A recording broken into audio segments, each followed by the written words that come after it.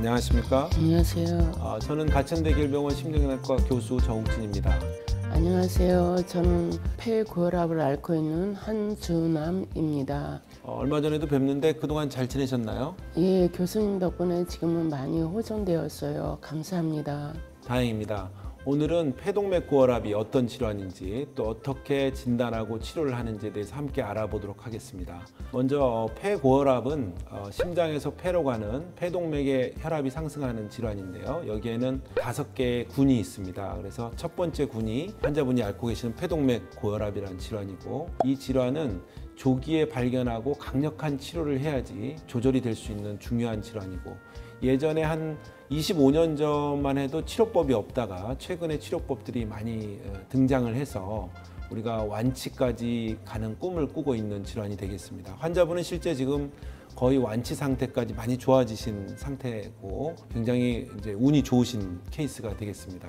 주로 40대 후반의 여성들에 많이 생기고, 증상은 이유 없이 숨이 차고 피로하고 또 붓고 어지러운 게 대표적인 게, 이게 갱년기 증상하고 비슷합니다. 그래서 처음에 구분이 안 돼서 진단이 굉장히 어려운 질환이고, 가까운 의사 선생님들이 이렇게 의심을 해서 처음에 보내주셔야지 확진이 되는 그런 질환이 되겠습니다. 환자분은 처음에 증상이 어떻게 시작되셨나요? 예, 숨이 많이 차음으로 말미암아 가슴이 답답한 증상이 있었어요. 그 전에 동네 내과에서 초음파를 봤는데 심장에 구멍이 있어서 수술해야 한다는 말을 들었었고요. 그런데 어느 날 새벽 가슴이 너무 답답하고 아프고 숨이 막힐 것 같아 길병원 응급실에 가게 되면서 정욱진 교수님을 만나게 되었습니다.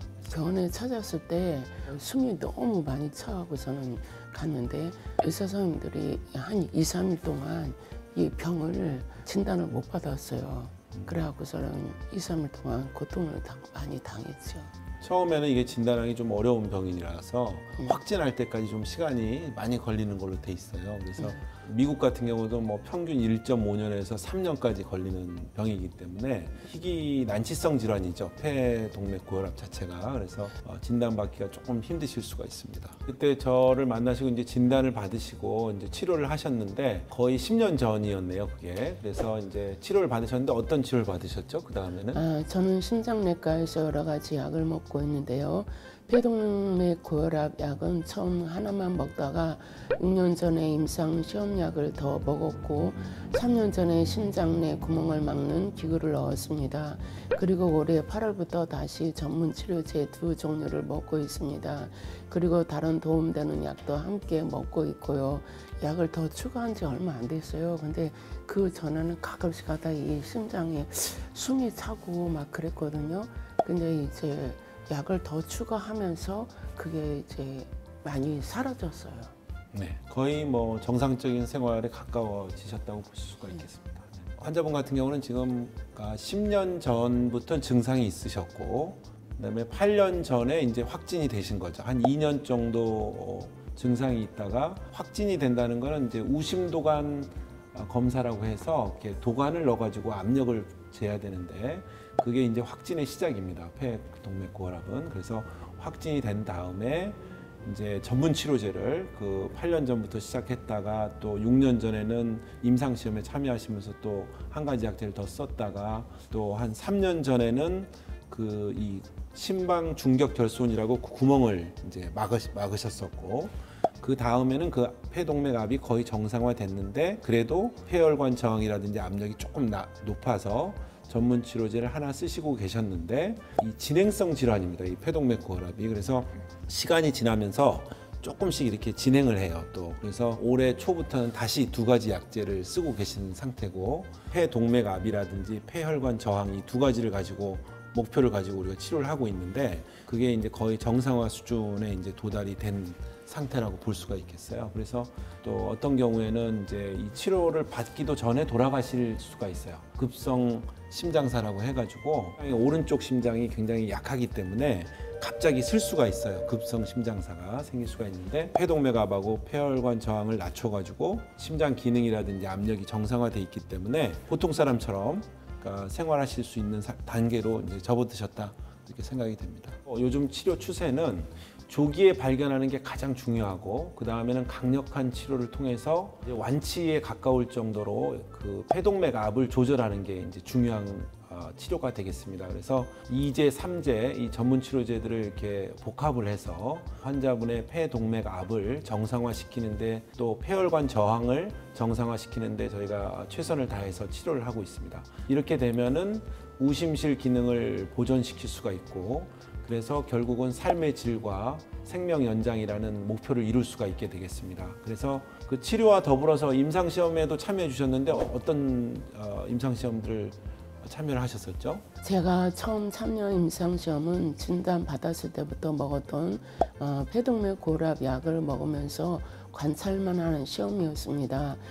약을 잘 먹고 있는지 부작용은 없는지 확인하는 시험이라고 말씀하셔서 특별히 어려운 점이나 부작용은 없었고 잘 먹고 있는지 다른 문제는 없는지 꼼꼼하게 확인해 주셔서 좋았습니다. 처음에는 임상시험을 하고 하셔서 막연하게 걱정이 됐었는데 교수님이랑 면담하면서 안심이 되었고 약을 먹으면서 좋아지는 게 느껴졌습니다.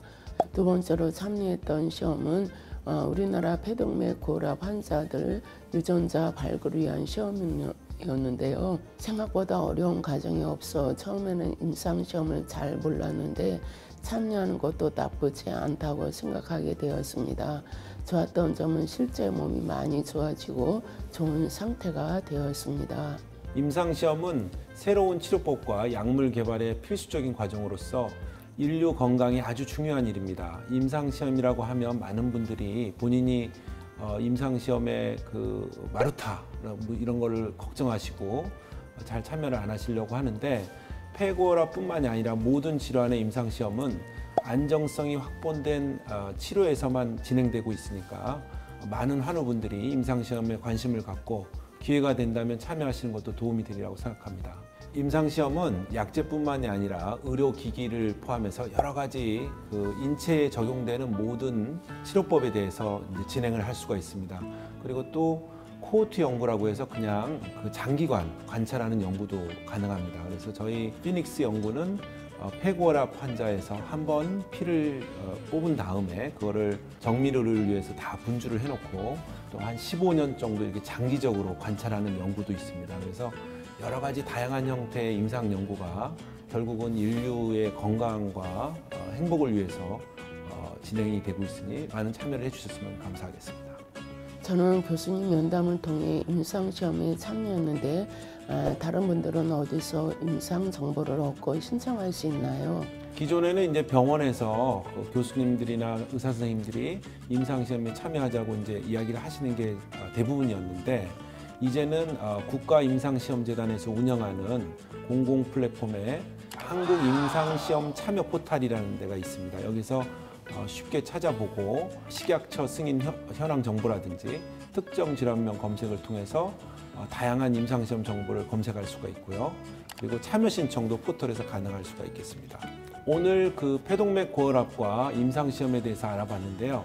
폐동맥 고혈압은 충분히 조기에 발견하고 강력한 치료를 하면 좋아질 수 있는 질환입니다. 그래서 더 이상 너무 우울증에 빠지거나 너무 슬퍼하시면서 진료실을 찾으실 때가 많으신데 그럴 필요가 없이 우리가 목표를 갖고 강력한 치료를 하면 충분히 나을 수 있는 병이라는 생각을 가져주셨으면 좋겠고 임상시험은 임상시험에 참여하는 것 자체로 30%의 효과를 볼 수 있는 그러니까 유약 효과라고 우리가 할 수 있는데 대조군에 참여해도 30%가 좋아지는 것을 느낄 수 있는 가장 좋은 의학적인 증거 기반의 굉장히 중요한 과정입니다. 그래서 한국 임상시험 포털에서 확인하고 꼭 자기 질환에 대해서 하실 수 있는 임상시험에 많은 분들이 관심을 갖고 참여하실 수 있으면 좋겠습니다. 감사합니다.